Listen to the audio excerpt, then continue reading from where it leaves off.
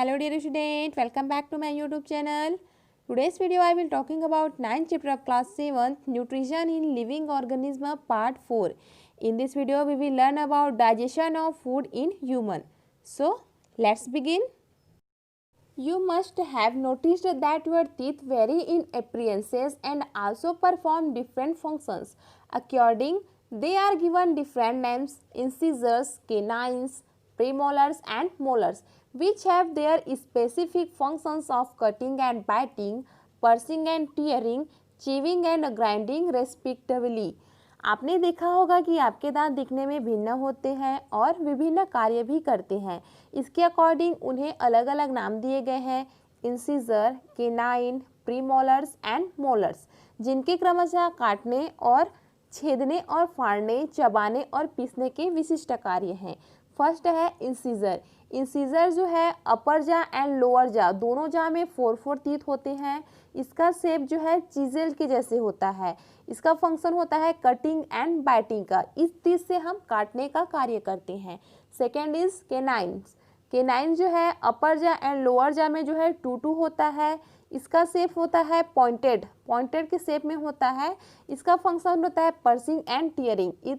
इस टीथ से हम लोग छेदने और फाड़ने का कार्य करते हैं। Next third is premolar. Premolar जो है अपर जा एंड लोअर जा में 4 टीथ होते हैं। इसका शेप जो है ग्राइंडर के जैसे होता है और इसका फंक्शन भी जो है ग्राइंडिंग एंड चीविंग का होता है, चबाने और पीसने का कार्य करते हैं। And last is molars. Molars जो है अपर जा एंड लोअर जा में 6 होता है, दोनों जा में 6 होते हैं। एंड इसका शेप भी जो है ग्राइंडर के जैसे होता है। इसका फंक्शन भी ग्राइंडिंग एंड चीविंग का होता है। प्रीमोलर एंड मोलर दोनों का शेप जो है ग्राइंडर के जैसे होता है और दोनों का फंक्शन जो है ग्राइंडिंग एंड चीविंग का होता है। दोनों से हम लोग जो है चबाने और पीसने का कार्य करते हैं। Okay. Most of the food material that we ingest cannot be utilized as such by the body. It is necessary to first convert it into simpler substances which can be utilized by the body. भोजन की अधिकांश सामग्री जिसे हम निगलना चाहते हैं उसका उपयोग शरीर द्वारा नहीं किया जा सकता है। पहले इसे सरल पदार्थों में परिवर्तित करना आवश्यक है जो शरीर द्वारा उपयोग किया जा सकता है। This process is called digestion and it takes place in the internal organs of the body and hence it is not possible to observe it. Digestion of starch, however, starch in the mouth itself and we can observe the process. इस प्रक्रिया को पाचन कहा जाता है और यह शरीर के आंतरिक अंगों में होता है और इसीलिए इसका निरीक्षण करना संभव नहीं है। स्टार्च का पाचन हालांकि मुंह में ही शुरू होता है और हम इस प्रक्रिया का पालन कर सकते हैं।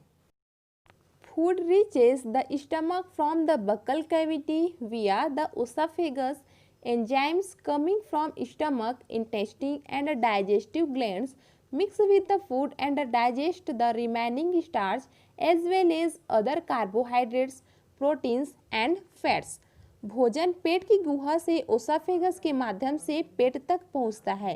पेट, आंत और पाचन ग्रंथियों से आने वाले एंजाइम भोजन के साथ मिश्रित होते हैं और शेष स्टार्च के साथ साथ अन्य कार्बोहाइड्रेट, प्रोटीन और वसा को पचाते हैं।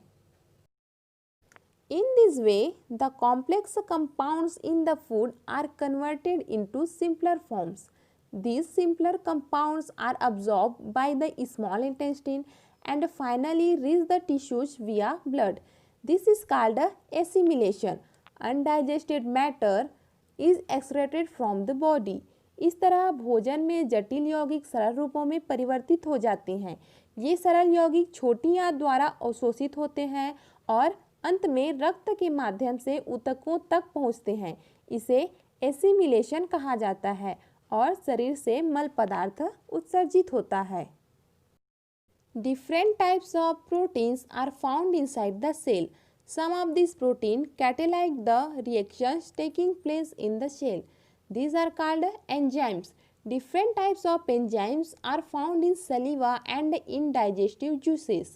सेल, कोशिका के अंदर विभिन्न प्रकार के प्रोटीन पाए जाते हैं।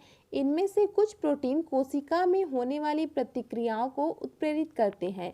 इन्हें एंजाइम कहा जाता है। लार और पाचक रसों में विभिन्न प्रकार के एंजाइम पाए जाते हैं।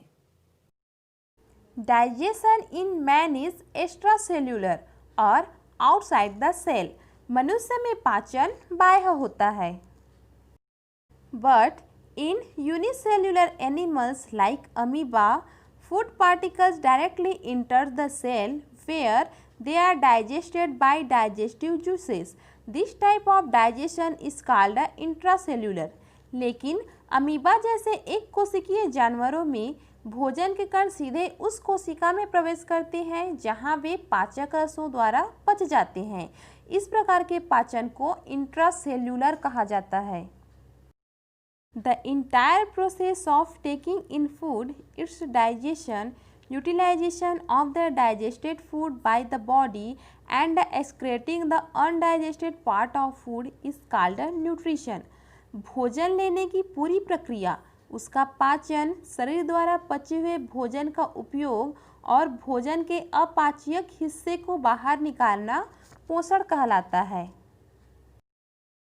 So dear student, this topic is over. I hope you understand. Keep learning, keep smiling. Bye bye.